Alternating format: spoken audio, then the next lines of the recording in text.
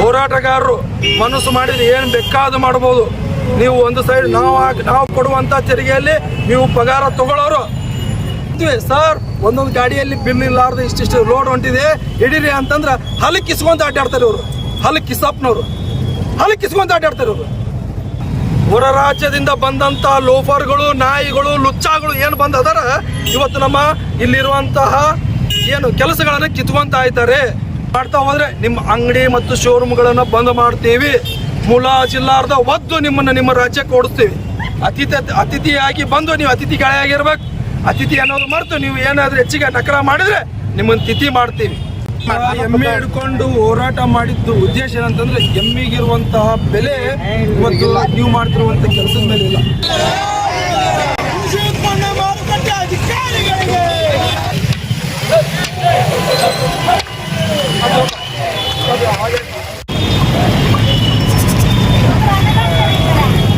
ವೇದಿಕೆಗೆ ಸಮರಸಿಂಹ ಟಿ.ಎ. ನಾರಾಯಣ ಗೌಡರಿಗೆ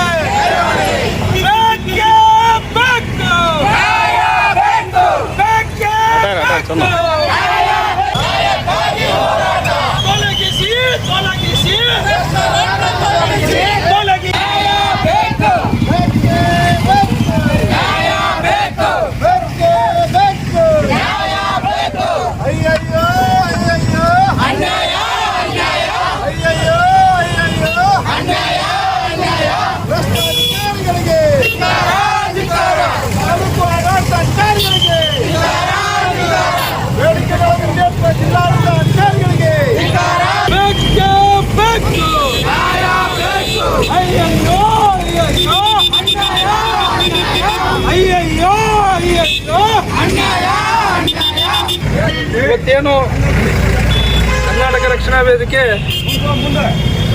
ಸುಮಾರು 1 ತಿಂಗಳ ಹಿಂದೆ ತಾಲೂಕಾ ಆಡಳಿತ ಕಚೇರಿ ಮುಂದೆ 6 ದಿನಗಳ ಕಾಲ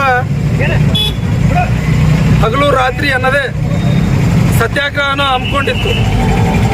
ಅದರ ಪ್ರತಿಫಲವಾಗಿ ಜಿಲ್ಲಾ ಉಪ ಆಯುಕ್ತರು ಬಂದು ನಮ್ಮ ಮನವಿಯನ್ನು ಇಸ್ಕೊಂಡು ಒಂದು ವಾರದ ಒಳಗಾಗಿ ನಿಮ್ಮ ಮನವಿ ಕೊಟ್ಟಿರುವಂಥ ಮನವಿ ಮತ್ತು ನಿಮ್ಮ ಹೋರಾಟಕ್ಕೆ ಬೆಂಬಲವಾಗಿ ಅದು ಏನು ಕೆಲಸ ಮಾಡಿಕೊಡ್ಬೇಕು, ಅಲ್ಲಿ ಇರುವಂಥ ಏನು ತೆರವು ಮಾಡಿಸ್ಬೇಕು ಅದನ್ನು ಮಾಡಿಸ್ಕೊಡ್ತೀನಿ ಅಂತಂದರು. ವಿಚಾರ ಏನಾಯಿತು ಅಂದರೆ ನಮ್ಗೆ ಇನ್ನೂವರೆಗೆ ಆದರೂ ಅರ್ಥ ಆಗಲಿಲ್ಲ. ಮಾಧ್ಯಮ ಮುಖಾಂತರ ಇಳಕಲ್ ಮತ್ತು ಹುನಗುಂದ ತಾಲೂಕಿನ ಜನತೆಗೆ ಸ್ಪಷ್ಟೀಕರಣ ಕೊಡ್ತೀನಿ. ನಾನು ಇವತ್ತು ಏನು ಕೃಷಿಯನ್ನು ಮಾಡುವಂತಹ ಭೂಮಿಯಲ್ಲಿ ಇವತ್ತು ಎಷ್ಟೋ ಜನ ಅನಧಿಕೃತವಾಗಿ ಶೋರೂಮ್ಗಳನ್ನು ಹಾಕ್ಕೊಂಡಿದ್ದಾರೆ, ಕಲ್ಲು ಶೋರೂಮ್ಗಳನ್ನು.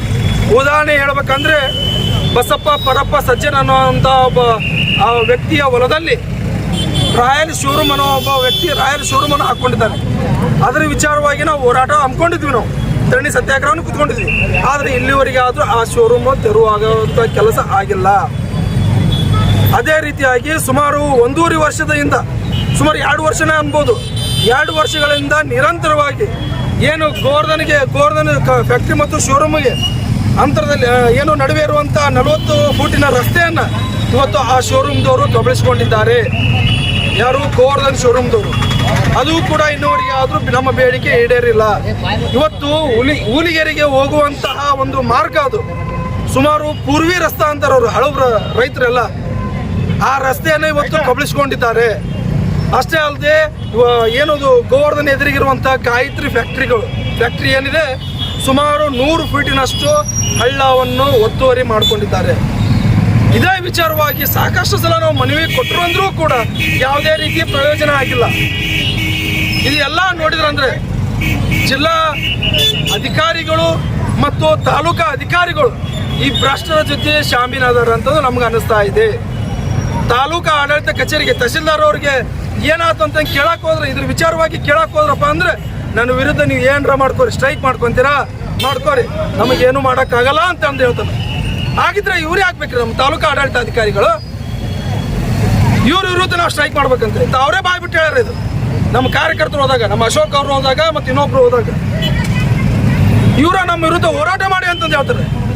ನೀವೇನಾದರೂ ಇದೇ ರೀತಿ ಮಾಡ್ತಾ ಹೋದ್ರೆ, ಇವಾಗ ಏನು ತಪ್ಪು ಮಾಡ್ತಾ ಇದ್ದೀರಲ್ಲ ಇದೇ ರೀತಿ ಮಾಡೋ ಹೋದ್ರೆ ನೀವು ಕೆಲಸದಿಂದ ಅಮಾನತು ಆಗೋವರೆಗೂ ನಾವು ಹೋರಾಟ ಮಾಡ್ತೀವಿ.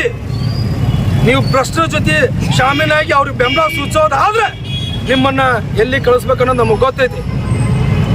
ಹೋರಾಟಗಾರರು ಮನಸ್ಸು ಮಾಡಿದ್ರೆ ಏನು ಬೇಕಾದ ಮಾಡ್ಬೋದು.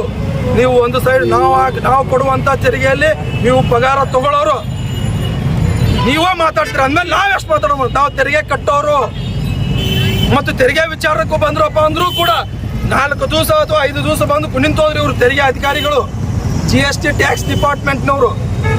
ಅವ್ರಿಗೆ ಖುದ್ದಾಗಿ ನಾವೇ ಹೇಳೋಕತ್ತೀವಿ, ಸರ್ ಒಂದೊಂದು ಗಾಡಿಯಲ್ಲಿ ಬಿಲ್ ಇಲ್ಲಾರ್ದು ಇಷ್ಟಿಷ್ಟು ಲೋಡ್ ಹೊಂಟಿದೆ ಹಿಡೀರಿ ಅಂತಂದ್ರೆ ಹಲಕ್ಕೆ ಕಿಸ್ಕೊಂತ ಅಡ್ಡಾಡ್ತಾರೆ ಇವರು. ಹಲಕ್ಕೆ ಕಿಸಪ್ನವರು ಹಲಕ್ಕೆ ಕಿಸ್ಕೊಂತ ಅಡ್ಡಾಡ್ತಾರೆ ಇವರು. ಅವ್ರಿಗೂ ಕೂಡ ಇವ್ರಿಗೆ ಶೋರೂಮ್ಗಳಲ್ಲಿ ಎಲ್ಲರೂ ಅವ್ರಿಗೆ ಮಂತ್ಲಿ ಇದೆ ಸ್ವಾಮಿ. ನಾವು ಹೇಳಿದ್ದು ಒಂದು ಗಾಡಿನೂ ಚೆಕ್ ಮಾಡಿಲ್ಲ ಇವರು. ಉದಾಹರಣೆನ ನಿಮ್ಗೆ ಕೆಲವೊಂದಿಷ್ಟು ಮಾಧ್ಯಮದವ್ರಿಗೂ ನಾವು ಹೇಳಿವಲ್ಲಿ, ಸರ್ ಈ ಥರ ಬರ್ತಾ ಇದೆ ಹೋಗಿ ಅವರಿಂದ ಹೋಗಿ ಅಂತಂದು. ಇವ್ರು ಹಲಕ್ಕೆ ಕಿಸ್ಕೊಂತ ನಿಂದಿರ್ತಾರೆ ಇವರೆಲ್ಲ. ಯಾರು ತೆರಿಗೆ ಡಿಪಾರ್ಟ್ಮೆಂಟ್ನವರು. ಏನೂ ಇಲ್ಲ ಸರ್ ಮೇಡಮ್, ಅವ್ರಿಗೆ ನಾಚಿಕೆ ಮಾನ ಮರ್ಯಾದೆ ಏನೂ ಇಲ್ಲ. ಒಂದು ವೇಳೆ ನೀವು ಇದೇ ರೀತಿ ಮಾಡ್ತಾ ಹೋದ್ರೆ ಮುಂದಿನ ದಿನಮಾನದಲ್ಲಿ ಇಳಕಲ್ಲಿಂದ ಬಾಗಲಕೋಟೆವರೆಗೂ ಕತ್ತಿ ಮೆರವಣಿಗೆ ಮಾಡ್ಕೊಂತ ಮಾನ್ಯ ಜಿಲ್ಲಾಧಿಕಾರಿಗಳಿಗೆ ಮನವಿ ಕೊಡ್ತೀವಿ. ಮನವಿ ಅಂದ್ರೆ ಹಂಗೆ ಧರಣಿ ಕುತ್ಕೊಂಡು ನಮ್ಮ ಬೇಡಿಕೆ ಈಡೇರುವವರೆಗೂ ನಾವು ಅಲ್ಲೇ ಕುತ್ಕೊಂಡು ಅವ್ರಿಗೆ ಮನವಿ ಕೊಡ್ತೀವಿ, ನಮ್ಮ ಬೇಡಿಕೆ ಈಡೇರಿಂದ. ಹಾಗೆ ಹೊರ ರಾಜ್ಯದಿಂದ ಬರುವಂಥ ವಿಚಾರನೂ ಹೇಳ್ಬಿಡ್ತೀವಿ. ಹೊರ ರಾಜ್ಯದಿಂದ ಎಷ್ಟೋ ಕಲ್ಲುಗಳು ಬರ್ತವೆ. ಹೊರ ರಾಜ್ಯದ ಕಲ್ಲುಗಳು ಬಂದಿದ್ದಕ್ಕೆ ಇವತ್ತು ಇಳಕಲ್ಲಿರುವಂತಹ ಎಲ್ಲ ಫ್ಯಾಕ್ಟ್ರಿಗಳು ಮುಚ್ಕೊಂಡು ಹೋಗಿದ್ದಾವೆ. ಇಳಕಲ್ ಮಂದಿಗೆ ದುಡುಕಿ ಇಲ್ಲ. ಹೊರ ರಾಜ್ಯದಿಂದ ಬಂದಂಥ ಲೋಫರ್ಗಳು, ನಾಯಿಗಳು, ಲುಚ್ಚಾಗಳು ಏನು ಬಂದದಾರ ಇವತ್ತು ನಮ್ಮ ಇಲ್ಲಿರುವಂತಹ ಕೆಲಸಗಳನ್ನು ಕಿತ್ಕೊಂತ ಇದ್ದಾರೆ. ಅವ್ರ ಕೆಲಸ ಬಂದು ಕಿತ್ಕೊಳ್ಳೋಕತ್ತಾರಲ್ಲ, ನಮ್ಮ ಇಲ್ಲಿವರೆಗೆ ಕೆಲಸ ಇಲ್ಲ. ಹೊರ ರಾಜ್ಯದಿಂದ ಕಲ್ಲು ತೊಗೊಂಬರ್ತಾರೆ, 20-30 ರೂಪಾಯಿ ಕಲ್ಲು ತೊಗೊಂಬರ್ತಾರೆ, ಇಲ್ಲಿ 50 ರೂಪಾಯಿಗೆ ಮಾಡ್ತಾರೆ. ನಮ್ಮ ಇಳಕಲ್ ಶೋರೂಮು ಕೂಡ ಮುಚ್ಕೊಂಡು ಹೊಂಟವು. ಇವತ್ತು ಇಳಕಲ್ ಫ್ಯಾಕ್ಟ್ರಿನೂ ಮುಚ್ಕೊಂಡು ಹೊಂಟವು, ಇಳಕಲ್ ಶೋರೂಮ್ಗಳು ಮುಚ್ಕೊಂಡು ಹೊಂಟವು. ಹಿಂಗೆ ಆದ್ರಪ್ಪ ಅಂತ ನಮ್ಮ ಇಳಕಲ್ ತಾಲೂಕು, ಹುಣಗುಂದ ತಾಲೂಕಿನ ಜನರಿಗೆ ಉದ್ಯೋಗ ಸೃಷ್ಟಿ ಎಲ್ಲಿಂದ ಆಗುತ್ತೆ? ಹೊರ ರಾಜ್ಯದವರಿಗೆ ಒಂದು ಖಡಕ್ ಎಚ್ಚರಿಕೆ ಕೊಡ್ತಾ ಇದ್ದೀನಿ, ಇನ್ನು ಮೇಲಿಂದ ನೀವು ಎಷ್ಟು ಮಳಿಗೆ ಅದೋ ಅಷ್ಟೇ ಇರಬೇಕು. ಒಂದು ವೇಳೆ ನೀವು ಮಳಿಗೆ ಹೆಚ್ಚು ಮಾಡ್ಕೊತ ಹೋದ್ರೆ ನಿಮ್ಮ ವ್ಯವಹಾರ ಅಧಿಕೃತವಾಗಿ ಅಧಿಕೃತವಾಗಿ ಮಾಡ್ಕೊಂಡು ಹೊಂಟಿರೋ ಅಂತ ಹೇಳ್ತಾರೆ. ಇನ್ನೊಂದು ಹೇಳ್ತೀನಿ ವಿಚಾರವಾಗಿ, ಅಧಿಕೃತ ಅಂತಂದು ಹೇಳ್ಕೊಂತ ಅಡ್ಡಾಡಕತ್ತಾರೆ ಇವರು. ಯಾವ ಶೋರೂಮ್ಗಳು ಅಧಿಕೃತವಾಗಿ ಇಲ್ಲ ಇಳಕಲ್ಲಲ್ಲಿ. 2ರಿಂದ 3 ಶೋರೂಮ್ಗಳು ಸಿಗ್ತಾವೆ, ಅವು ನಮ್ಮ ಕರ್ನಾಟಕದವ್ರೆ. ಹೊರ ರಾಜ್ಯದಿಂದ ಬಂದಾರ ಅವ್ರು ಯಾರೂ ಕೂಡ ಅಧಿಕೃತವಾಗಿ ಶೋರೂಮ್ಗಳಿಲ್ಲ. ಕಲ್ಲು ಪ್ರದರ್ಶನ ಮತ್ತು ಮಾಳಿಗೆ ಏನಿದಾವೆ ಹಿಂಗೆ ತೋರ್ಸ್ಕೊಂತ ಅಡ್ಡಾಡಕತ್ತಾರ ಅವ್ರು ಯಾರೂ ಕೂಡ ಲೀಗಲ್ ಆಗಿಲ್ಲ, ಪರವಾನಗಿ ಪಡೆಯದೇ ಇವತ್ತು ಶೋರೂಮ್ಗಳು ಹಾಕೊಂಡಿರ್ತಾವೆ. ಹಾಗೆ ಅವಾಗಲೇ ಅರ್ಧಕ್ಕೆ ಬಿಟ್ಟೆ ಇವತ್ತು ಏನಾದರೂ ನೀವು ಹಿಂಗೆ ನಿಮ್ಮ ವ್ಯಾಪಾರನ ಅಭಿವೃದ್ಧಿ ಮಾಡ್ಕೊಂತ ನೀವು ಇಳಕಲ್ ಮತ್ತು ಹುಣಗುಂದ ತಾಲೂಕಲ್ಲಿ ಮಾಡ್ತಾ ಹೋದರೆ ನಿಮ್ಮ ಅಂಗಡಿ ಮತ್ತು ಶೋರೂಮ್ಗಳನ್ನು ಬಂದ್ ಮಾಡ್ತೀವಿ. ಮುಲಾಜಿಲ್ಲಾರ್ದ ಒದ್ದು ನಿಮ್ಮ ರಾಜ್ಯಕ್ಕೆ ಓಡಿಸ್ತೀವಿ. ನೀವು ಇದೇ ರೀತಿ ಮಾಡ್ತಾ ಹೋದ್ರೆ ಒದ್ದು ಹೊರಗೆ ಆಚೆ ಹೋಗಿಸ್ತೀವಿ. ನೀವು ಬಂದಿರೋದು ಇಲ್ಲೇ ದುಡ್ಕೊಂಡು ತಿನ್ನೋದು ಅಷ್ಟೇ ಕಲಿಬೇಕು. ನೀವೇನಾದರೂ ಇಲ್ಲಿ ಮಾಲೀಕತ್ವ ತೋರಿಸಿದ್ರೆ ನಿಮ್ಮ ಮಾಲೀಕತ್ವ ಅನ್ನೋದನ್ನು ತೋರಿಸಿ ನಿಮ್ಮನ್ನು ಮುಕ್ಕುಳಿ ಬಾಯಿಗೆ ಒದ್ದು ನಿಮ್ಮ ಆಚೆ ಓಡಿಸ್ತೀವಿ. ಇವತ್ತು ನಮ್ಮ ನಾರಾಯಣಗೌಡರು ಹೇಳ್ತಾರೆ, ನೀವು ಬಂದಿರೋದು ಇಲ್ಲೇ ದುಡ್ಕೊಂಡು ತಿನ್ನೋದು ಅಷ್ಟೇ ಕಲಿಬೇಕು. ಅತಿಥಿಗಳು ಅಷ್ಟೇ. ನೀವು ಇಲ್ಲಿ ಅತಿಥಿಯಾಗಿ ಬಂದು ನೀವು ಅತಿಥಿಗಳಾಗಿರ್ಬೇಕು. ಅತಿಥಿ ಅನ್ನೋದು ಮರೆತು ನೀವು ಏನಾದರೂ ಹೆಚ್ಚಿಗೆ ನಕರ ಮಾಡಿದ್ರೆ ನಿಮ್ಮನ್ನು ತಿಥಿ ಮಾಡ್ತೀವಿ. ಇಷ್ಟು ಹೇಳ್ತೀನಿ ನಾನು, ಯಾಕಂದ್ರೆ ಹೆಚ್ಚಿನ ಕೃಷಿ ಉತ್ಪನ್ನ ಮಾರುಕಟ್ಟೆ ಸಂಬಂಧಪಟ್ಟಂತ ನಮ್ಮ ಹುಣಗುಂದ ತಾಲೂಕು ಅಧ್ಯಕ್ಷರು ಮಾತಾಡ್ತಾರೆ, ಅವ್ರು ಮಾತಾಡಲಿಕ್ಕೆ ಅವಕಾಶ ಮಾಡಿಕೊಡ್ತೀನಿ. ಇಳಕಲ್ ನಗರದಲ್ಲಿ ಇವತ್ತು ನಡೀತಕ್ಕಂಥ ಸುಮಾರಷ್ಟು ಭ್ರಷ್ಟಾಚಾರಗಳ ವಿರುದ್ಧ ಕರ್ನಾಟಕ ರಕ್ಷಣಾ ವೇದಿಕೆ ಸತತವಾಗಿ ಹೋರಾಟವನ್ನು ಮಾಡ್ಕೊಂಡು ಬಂದಿದೆ. ಅದರಲ್ಲಿ ಪ್ರಮುಖವಾದಂಥ ಹೋರಾಟಗಳ ಬಗ್ಗೆ ನಮ್ಮ ಇಳಕಲ್ ತಾಲೂಕು ಅಧ್ಯಕ್ಷರು ತಮಗೆ ವಿವರಣೆಯನ್ನು ನೀಡಿದ್ದಾರೆ. ಅದರಲ್ಲಿ ಮತ್ತೊಂದು ಭ್ರಷ್ಟಾಚಾರ ಏನಂತ ಹೇಳಿದ್ರೆ, ನಮ್ಮ ಇಳಕಲ್ ನಗರದ APMCಯಲ್ಲಿ ಆಗಿರ್ತಕ್ಕಂಥ ಒಂದು ಅತಿ ದೊಡ್ಡ ಭ್ರಷ್ಟಾಚಾರ ಅಂತ ಹೇಳ್ಬೋದು. ಸುಮಾರು 17 ಎಕರೆ ಜಾಗದಲ್ಲಿರ್ತಕ್ಕಂಥ ನಮ್ಮ APMCಯಲ್ಲಿ ಕೃಷಿ ಉತ್ಪನ್ನಕ್ಕೆ ಅಂತ ಅದನ್ನು ಮಾಡಿದ್ದಾರೆ. ಇವತ್ತು ಅಲ್ಲಿ ಏನಾಗ್ತಿದೆ ಅಂತ ಹೇಳಿದ್ರೆ, ಕೃಷಿ ಉತ್ಪನ್ನ ಚಟುವಟಿಕೆಗಳು ಕಡಿಮೆ ಆಗಿದ್ದಾವೆ. ಅದರ ಜೊತೆಗೆ ಅಲ್ಲಿ ದಲ್ಲಾಳಿ ವ್ಯಾಪಾರಗಳನ್ನು ಮಾಡಲಿಕ್ಕೆ ಆ ಕೃಷಿ ಉತ್ಪನ್ನಗಳಲ್ಲಿ ಅವರಿಗೆ ಒಂದು ಪರ್ಮಿಷನನ್ನು ಕೊಟ್ಟಿರುತ್ತೆ. ಅದನ್ನು ಇವತ್ತು ಅಲ್ಲಿ ಎಷ್ಟೋ ಜನ 80ಕ್ಕಿಂತ ಹೆಚ್ಚು ಜನ ಒಂದು ಮನೆಗಳನ್ನು ಕಟ್ಟಿಸ್ಕೊಂಡಿದ್ದಾರೆ.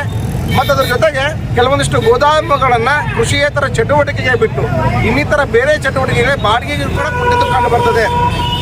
ಸುಮಾರು 5,000ದಿಂದ 50,000ವರೆಗೂ ಕೂಡ ಬಾಡಿಗೆಗಳನ್ನು ಕೊಡ್ತಕ್ಕಂಥ ಕೆಲಸ ಇವತ್ತು ಆ ಕೃಷಿ ಮಾರುಕಟ್ಟೆಯಲ್ಲಿ ನಾವು ಕೂಡ ನೋಡಿದ್ದಿರುತ್ತೆ. ಇದರ ವಿರುದ್ಧವಾಗಿ ನಾವು ಸರ್ಕಾರಕ್ಕೆ ಪ್ರತಿಭಟನೆಯನ್ನು ಮಾಡಿ ನಮ್ಮ ದಾಖಲಾತಿಗಳನ್ನು ಕೂಡ ಕೊಟ್ಟಿದ್ದೀವಿ. ಜಿಲ್ಲಾ ಆಡಳಿತಕ್ಕೂ ಕೂಡ ಇದರ ದಾಖಲಾತಿಗಳನ್ನು ಕೊಟ್ಟಿದ್ದೀವಿ.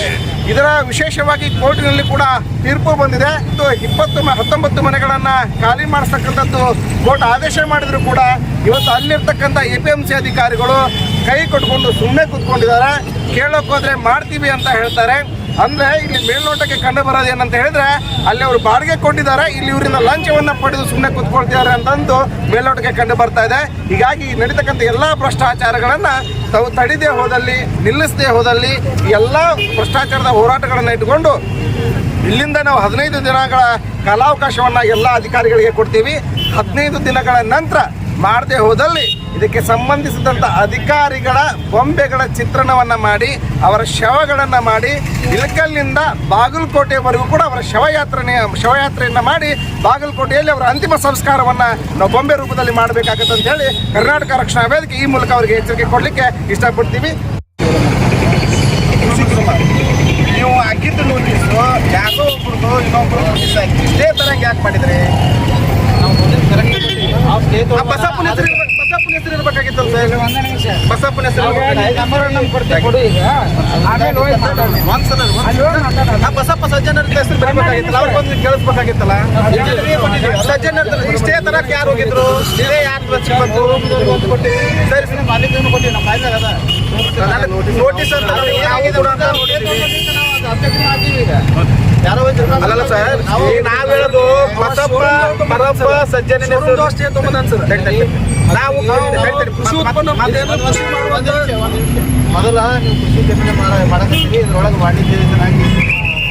ವಾಣಿಜ್ಯ ಉದ್ದೇಶಕ್ಕೆ ಬಳಕೆ ಮಾಡಕತ್ತೀವಿ ಜಮೀನು ಅಂತ ನಾವು ಜಮೀನು ಮಾರ್ಕೆ ಕೊಟ್ಟೆವು.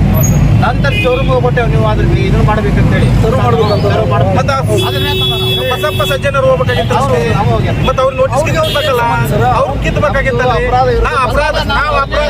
ನಾವು ಅಪರಾಧ ಮಾಡಿದ್ದು ಬಸಪ್ಪ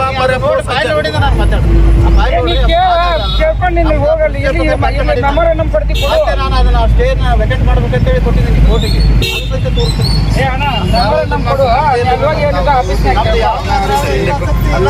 ಕೊಡ್ರಿ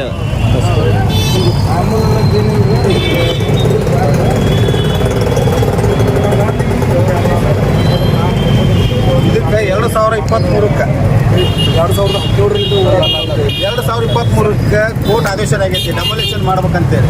ಇವ್ರು ಯಾವ ಕಾರಣಕ್ಕೆ ತಡೆ ಹಿಡಿದಾರೋ ಗೊತ್ತಿಲ್ಲ, ಅದಕ್ಕೆ ಉತ್ತರ ಕೊಟ್ಟು ಹೋಗ್ಬೇಕಾಗೈತೆ ಸರ್. 2023 ನೀವೇನು ಹೋರಾಟ ಮಾಡಿದ್ರಿ, ಆ ಪ್ರಕಾರ ನಾವು ಕೋರ್ಟ್ ಆದರೂ 19 ಜನ ಮುಟ್ಗೋಲು ಹಾಕ್ಕೊಂಡಿದ್ದು ನಮ್ಮ ವಿರುದ್ಧ. ಅವರು ನಮ್ಮ ಕೇಂದ್ರ ಕಚೇರಿ ಬೆಂಗಳೂರಿಗೆ ಮನವಿ ಮಾಡಿದ್ದಾರೆ, ಅವರು ಅವಕಾಶ ಮಾಡಿಕೊಟ್ಟಿದ್ದಾರೆ. ಮತ್ತು ತಾವೇನು ಇದರ ಮನವಿ ಕೊಟ್ಟಿದ್ದೀರಿ, ಇದು ಕಾನೂನು ಪ್ರಕಾರ ಕೋರ್ಟ್ ಆದೇಶದ ಪ್ರಕಾರ ಮುಟ್ಗೋಲು ಹಾಕ್ತಿದ್ರೆ ಡೆಮೊಲಿಷನ್ ಮಾಡಂತ ಹೇಳಿದ್ರಿ. ಡೆಮಾಲಿಷನ್ ಅಂತಲ್ಲ, ಕಾನೂನು ಪ್ರಕಾರ ಕ್ರಮ ಜರುಗುತ್ತೆ. ಅದಾಗೈತೆ ಸರ್, ಚಿನ್ನಮಠ ಅವರ ಆದೇಶ ಇದೆ. ಅದಾಗೈತೆ ಸರ್, ತಗೊಂಡ ಮಾತಾಡಕತ್ತೀವಿ. ಡೆಮೊಲಿಷನ್ ಮಾಡಬೇಕಾಗಿತ್ತು. ಅವ್ರು ಸ್ಟೇ ಕೋರ್ಟ್ ಆರ್ಡರ್ ಮೇನು, ಇವರು ಸಾಹೇಬ್ರ ಅಧಿಕಾರಿ ಮೇನು. ಡೆಮೊಲಿಷನ್ ಯಾಕೆ ತಡೆದಿದ್ರು? ಒಂದು ನಿಮಿಷ ತಡ್ರಿ, ಐತ್ರಿ ನ್ಯಾಯಾಲಯದ ಆದೇಶ ಸರ್, ಓಪನ್ ಮಾಡ್ರಿ ಸರ್, ಓಪನ್ ಮಾಡಿ ಸರ್.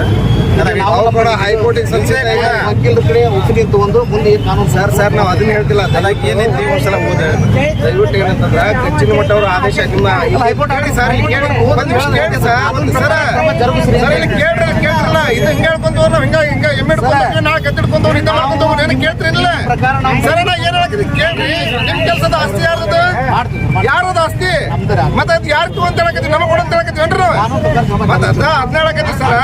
ನಿಮ್ಗೆ APMC ಇಂದ ನಾವು ಭಾಳ ಕೋರ್ಟಿಗೆ ಆದೇಶ ಮಾಡ್ತಿದ್ವಿ. ಗಚ್ಚಿನ ಮಠವ್ರು ನಿಮ್ಮ ಕಡೆಯಿಂದ ಗಚ್ಚಿನ ಮಠವ್ರು ವಾದ ಮಾಡ್ರ, ಅವ್ರು ಏನಾರ ಅಪೀಲ್ ಮಾಡಿದ್ರು ಕೂಡ ಅದಕ್ಕೇನು ಅಪೀಲ್ ಹೋಗುವಂಗಿಲ್ಲ. ಅದು ಆಸ್ತಿಗಳನ್ನು ಮುಟ್ಗೋಲು ಹಾಕಂತೇಳಿ ಆದೇಶ ಬಂದ ನೀವು ಕೊಟ್ಟಂತ ದಾಖಲಾತಿಗಳನ್ನ ಇಟ್ಕೊಂಡ ಮಾತಾಡಕತ್ತೀವಿ ನಾವು.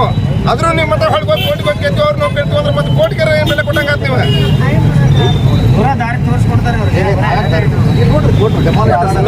ಮೊನ್ನೆ